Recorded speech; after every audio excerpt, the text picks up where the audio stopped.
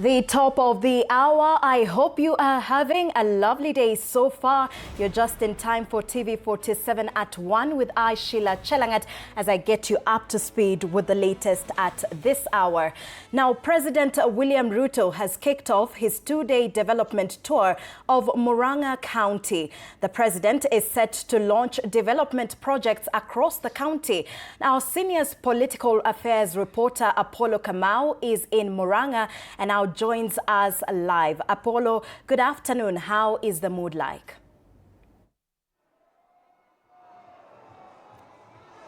The mood, Sheila, here this afternoon, as you can see behind me, it's very electric. There's a lot of pop and color as UDA supporters in the Mount Kenya region here in Murang'a town wait for President William Ruto, his deputy, Kithure Kindiki. There's also Murang'a County Governor Irungo Kangata, Murang'a woman representative Betty Maina. I have also seen a host of government officials because at this point in time they are in Kiharo, where the president was touring a lab. He has promised a lot of promises this morning, starting in Mathioya this morning, where of course he took a swipe at the opposition for spreading divisive hate politics and saying, telling this region that he is focused on working for Kenyans. He's not focused on insults, on politics of hatred, on divisive tribal politics.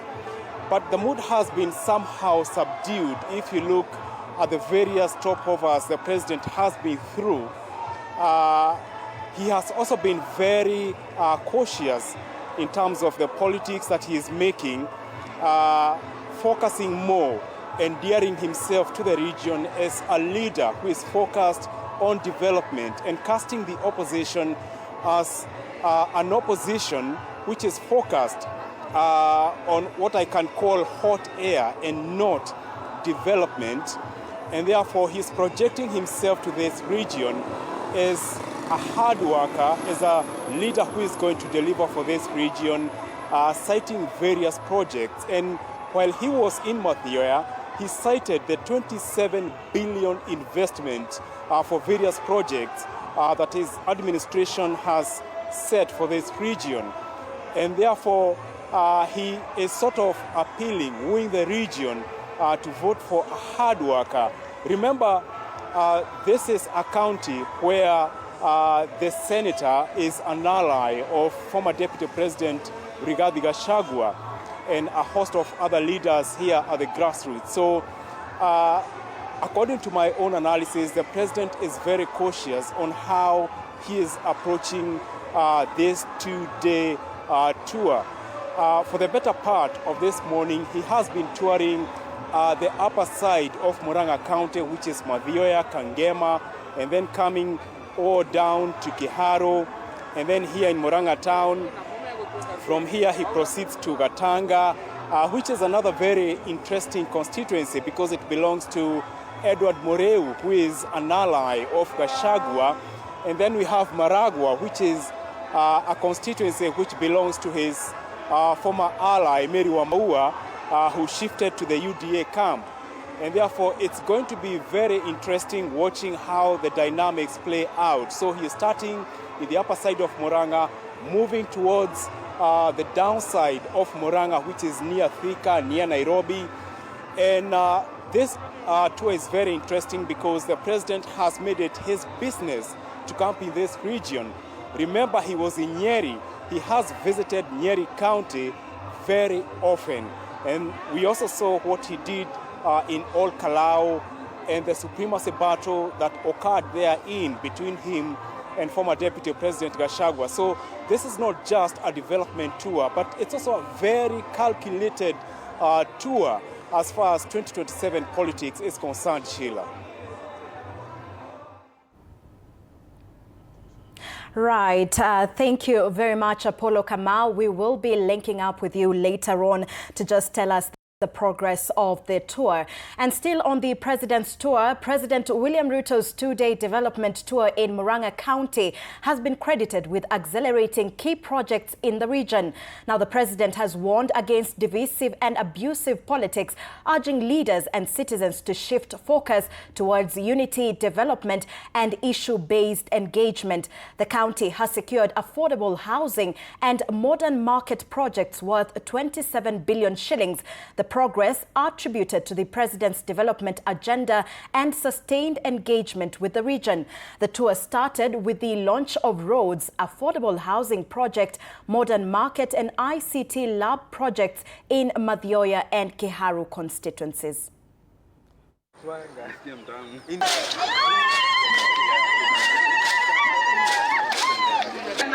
Tunataka tuungane tuwe kitu kimoja. Ni kweli ama si kweli? Waswahili wanasema umoja ni nini? Si umoja ni nguvu? Mnasema tuungane ama tutengane jameni? Mnasema tuungane? Ndio. Na mimi nawauliza hawa viongozi wengine wote. Mimi nawauliza viongozi wote, tuache siasa ya kugawanya wananchi. Tuache matusi, tuache ukabila, tuache chuki, tuungane kwa sababu umoja ni nguvu. Hauongei mambo ya masomo, hauongei mambo ya kilimo, hauongei mambo ya afya, hauongei mambo ya barabara. Ndio nauliza, ni kazi ama ni siasa? Ni kazi ama ni siasa? Kutoka wizara yangu peke yake, Murang'a kutoka mwaka jana, mwaka huu, Murang'a imejipatia kulingana na budget ya rais 27 bilioni 27 ya kazi ya housing. Niseme rais, karibu sana na asanti kwa sababu umekataa kusikiliza siasa. Wewe uko ngangari and you are focused. Updates in our subsequent bulletins on that. And away from that, the Independent Electoral and Boundaries Commission, IEBC, has ruled out a possibility of an extension in the ongoing mass voter registration. The commission's chairperson, Erastus Ethekon, speaking in Iten, stated that the exercise is costly and therefore will not be prolonged. He urged Kenyans to turn out in large numbers to register within the remaining days. He also called on politicians to refrain from politicizing the exercise, stressing that the IEBC is committed to ensuring every Kenyan is served. Governor Wesley Rotich of Elgeyo Marakwet also encouraged residents of the county to come out in large numbers and register as voters. As for the extension, there is no. We are not going to extend beyond 28th April, for the simple reason that this mass voter registration is a very expensive exercise. It costs a lot of money for us to employ over 13,000 registration clerks and officers, to train them, to deploy them, to ensure logistically they're provided for. So it's not tenable for us to extend. So that's why we are urging all Kenyans to come in large numbers to register in the remaining few days. As a county, we are still, our numbers are not still good, and want to urge our community to come up in large numbers, as we are only remaining with around 3-4 days. On 28th, it will end. And investigations are underway in Deya Sub-County after detectives from the Directorate of Criminal Investigations Homicide Unit oversaw the exhumation of a body of an 87-year-old woman 3 months after her burial. The move follows a protracted family dispute and lingering questions surrounding her death, which relatives say was not clearly explained at the time of the burial. Now, the exhumation was conducted under a court order paving the way for a post-mortem examination to establish the exact cause of her death. The case is further complicated by an ongoing succession wrangle among siblings over the sharing of the deceased property, with some family members contesting the validity of her will. Tulikubaliana so that it doesn't isionekane kama kuna kitu mimi naficha nilisema sawa, kama serikali itaona ni vizuri afufuliwe, ni sawa, atafufuliwe. Bora tu ukweli ujulikane ile kitu ilimuua. Kwa sababu wengine wanasema ni kuuawa, naye anasema ni kufa, alikufa. Sasa hatuwezi kujua kama ni kukufa ama ni kuuawa, lakini ile kitu ilikuwa kwa ni mshasho ya saba. Kenya is intensifying its efforts to become a tourism hub, with the latest move being a historic event held at Fort Jesus that saw the unveiling of a plaque recognizing Italian designer Giovanni Battista Cairati, who drew the fort's plans nearly 600 years ago. Speaking during the event, Cabinet Secretary for Culture Hannah Wendot Cheptumo has pledged the government's commitment to protecting and preserving historical sites through national museums, noting that the unveiling is expected to enhance the historical value of Fort Jesus and attract more tourists.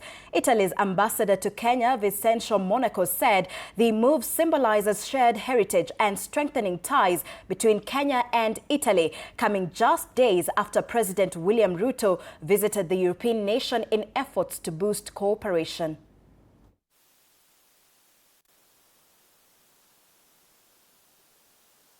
This person who drew this never stepped in this particular place, but his works have reached here.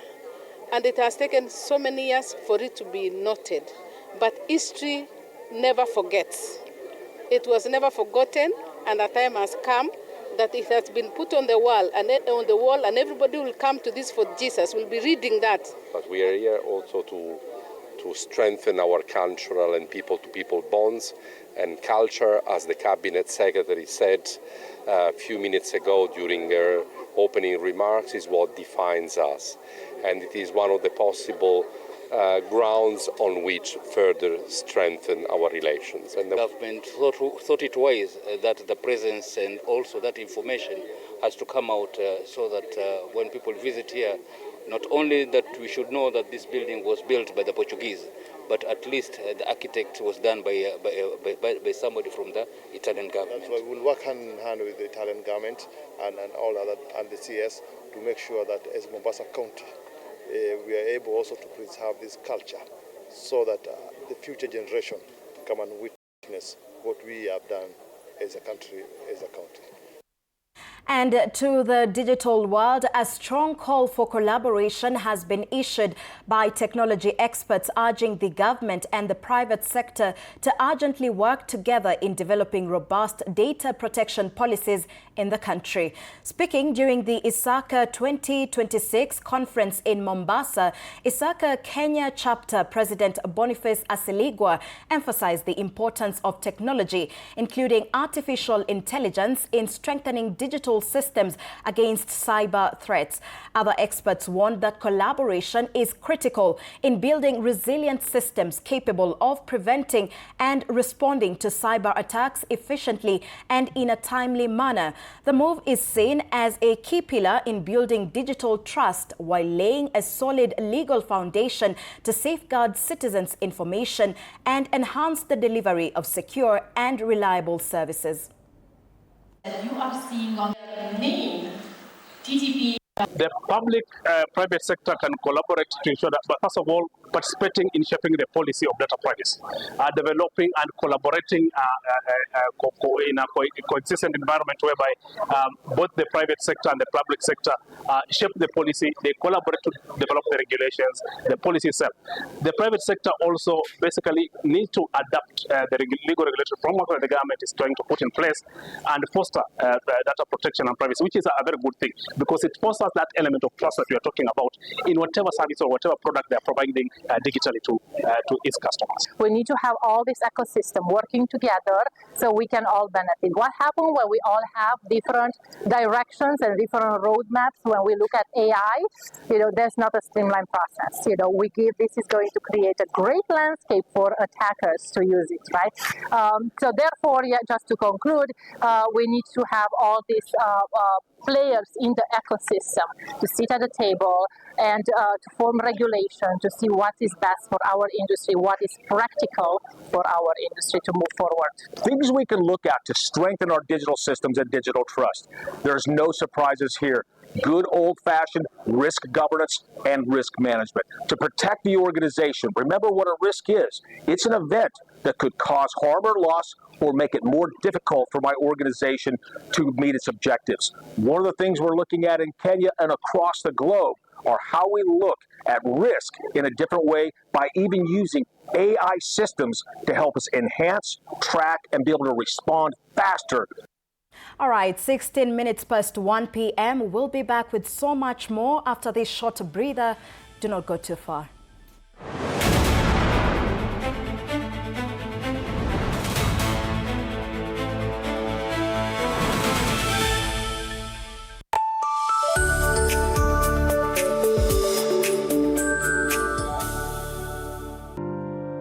Sundays at 8:30 p.m.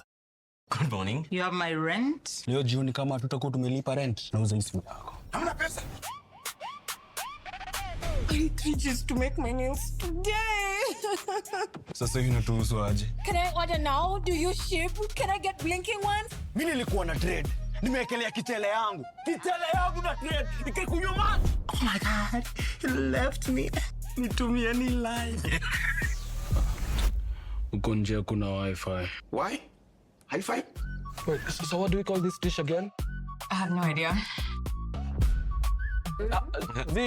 The cucumbers are there specifically for my beauty routine. Tamulini kero umeka kwa beauty product. Na ameenda. Tunafaa tukuwe na logo yetu. Like, si ni brand already. You won't entertain divas. No. I'm not dealing with a man child. Amazing. Nishapenda hii energy. Sundays at 8:30 p.m. on TV47. Saturday at 8:30 p.m. My father used to tell me that a hotel is the home for travelers. I guess I forgot that. Recently, it's been more of a mirror of my own ambition. Ooh, yeah. We might fail. We will probably fail, but not for a lack of trying. So for the last time and the first time, welcome to Connect In, the best experience in Eastern Central Africa and its environs. Saturday at 8:30 p.m. on TV47. Wednesdays at 8:30 p.m. This is a very serious place. I see that. Surely. Hey, Nyumba. This is the place. Just for a few days. Rule number 2. Kwani Google inajua maisha yangu wewe? That's my seat. It's a chair. It was hers. You're new here? Yes. You learned the rhythm. This place is run by structure. Structure. It is a system. Ni venye tu ni system haisikizi. And what happens if something you haven't chosen enters your day? I remove it. That's not always going to be possible here. Then you are going to have a problem. Noted. What are you planning? To escape from a resort? This is not a resort, my friend. This is a storage. Wednesdays at 8:30 p.m. on TV47. I just want to be in the zone. Nairobi, where the hustle never sleeps and neither do the scammers. Link Up, we are talking about something that's affecting all of us. We are talking trust. We're diving into the campus life. I just want to be.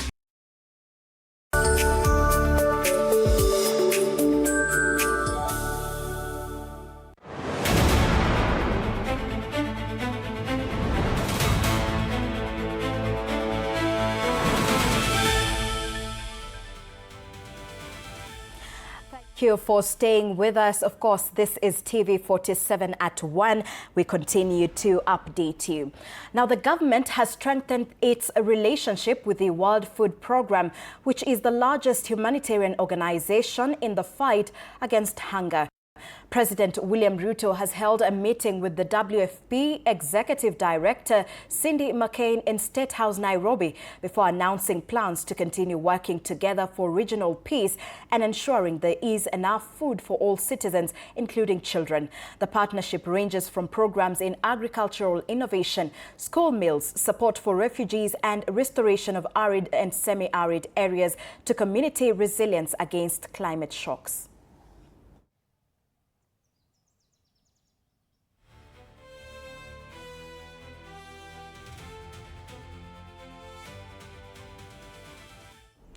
And a new opinion poll is shaking up the political landscape in Kisii County, pointing to an early frontrunner in the race for the 2027 gubernatorial seat. The survey by Swiss Poll International places Governor Simba Arati firmly ahead with a commanding 61% support, well above his closest challengers. Former Cabinet Secretary Ezekiel Machogu trails at 17.2%, followed by Senator Richard Onyonka at 13.4%, as the rest of the field posts single-digit figures. The findings offer an early glimpse into voter sentiment, with a small but crucial percentage still undecided, setting the stage for what could be a tightly contested political season ahead.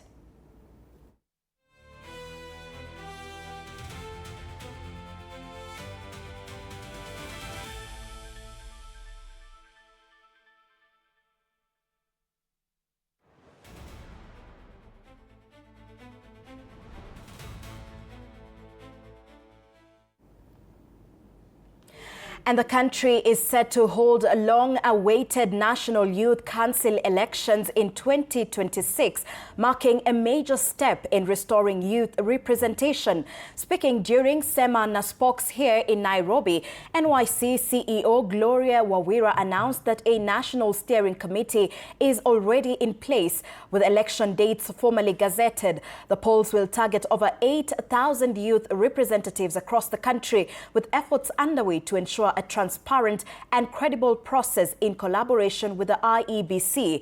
Eligible youth aged between 18 and 35 are expected to register and participate as the council seeks to amplify young voices and address unemployment challenges. The NYC election of 2026, because that's the election that will be running hereafter. On Friday, 17th April, the Gazette notice was issued selecting the National Steering Committee that will coordinate the elections and gazetting the dates of the NYC elections.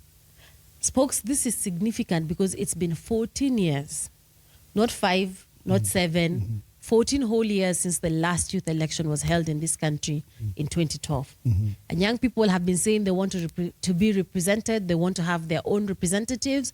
This is their opportunity to elect youth leaders organically from the grassroots all the way to the national level, who will be the council members.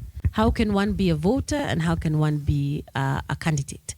So one, any young Kenyan between the age of 18 and 35 is eligible to vote. If you're a Kenyan, you're within this republic, you're between the ages of 18 and 35, you're eligible to vote. All you have to do is register to vote. It's that simple. We will provide a registration link where young people can register online, more likely than not, and other platforms. We will also explore, it will be more likely a hybrid approach where you can either register online or physically, and we will wait for guidance from the Steering Council on that. And to matters education, efforts by various stakeholders to end early marriages and female genital mutilation in Kachaliba constituency, West Pokot County, are bearing fruit, with more girls now enrolling and staying in school. At Kutung Comprehensive School, a program spearheaded by Last Mile for different organizations has played a key role in supporting vulnerable learners. The initiative provides educational support and mentorship, giving many girls a renewed chance to pursue their studies. According to Caroline Cheyech from the organization, the campaign has transformed lives by bringing more girls back to school and empowering them to complete their education. Caroline has noted that many beneficiaries are now progressing through different learning stages with confidence, signaling a positive shift in attitudes towards girls' education across the community. Idadi imeenda juu pia matokeo ya shule imeenda juu pia. Tumeboresha kwa sababu ya ushirikiano ya kila mmoja wetu, wanafunzi kwa walimu, walimu kwa wazazi, alafu NGOs pia kuingia hapa. Kwa vile tumekuwa na wasichana kwa shule, tunakuwa nao kwa mwaka mmoja, tunaona hata jinsi wanafanya kazi yao kwa shule imeenda juu. Ya tatu pia tumeweza kuretain wanafunzi kwa shule. Dropouts imepungua kwa sababu watoto sasa wamejua umuhimu wa kuwa shuleni. Wito wangu kwa wale wasasi ambao wanafanya hii kitendo wawache. Tumpe watoto wetu wasome wapate haki yao, na wanafunzi wajue haki yao, wasichana kwa wavulana.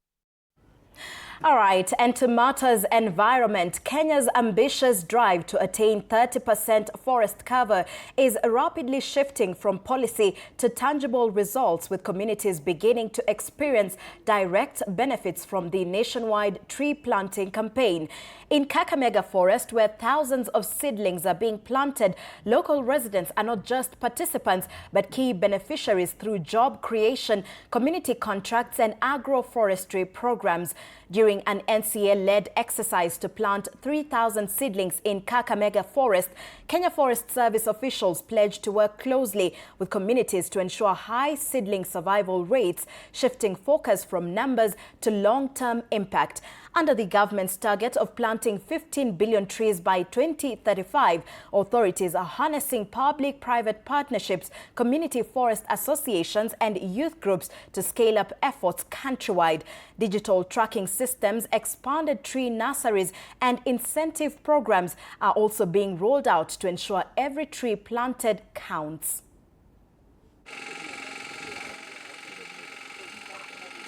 Kama tujachangia kupanda miti, tutakuwa tunasema hatuja fanya jukumu letu kama wale wanahusika na ujenzi. Na miti ni moja wao wa ile material mzuri sana kwa kujenga in terms of sustainability and environmental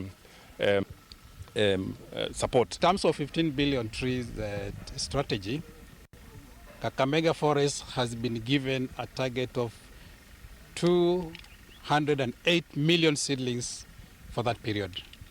That translates to 20 million seedlings production every year. So we expect that where possible, those same 20 million seedlings should be planted. KFS washirikiane na bunge watengeneze bill ambayo itaruhusu angalau hapa kwa indigenous tuweze kufanya kitu kama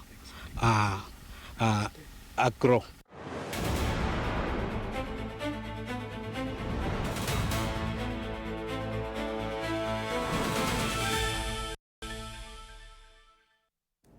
Let's get sporty, and Posta Rangers are set to face Bidco United today in round 28 of the Kenya Premier League. Tusker will be up against Mara Sugar in another key fixture. In tomorrow's matches, Bandari take on Ulinzi Stars, Mathare United will face Nairobi United, while Shabana clash with Kenya Police. At the top of the table, Gor Mahia continue to lead the standings with 58 points ahead of AFC Leopards and Kenya Police FC.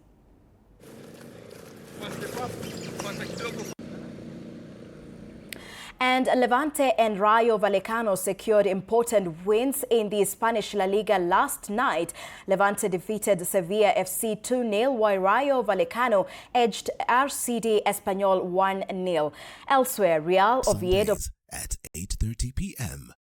Good morning. You have my rent? Leo jioni kama tutakuwa tumelipa rent, nauza hii simu yako. Hamna pesa. I need 3 G's to make my nails today. Sasa hivi natuhusu aje? Can I order now? Do you ship? Can I get blinking ones? Mimi nilikuwa na trade. Nimewekelea kitele yangu. Kitele yangu na trade. Ikikunyuma. Oh my God. He left me. Nitumie ni live. Uko nje kuna wifi. Why? Hi-fi? Wait, so what do we call this dish again? I have no idea. The cucumbers are there specifically for my beauty routine. Tangulini kero make a beauty product. Na ameenda. Tunafaa tukuwe na lebo yetu.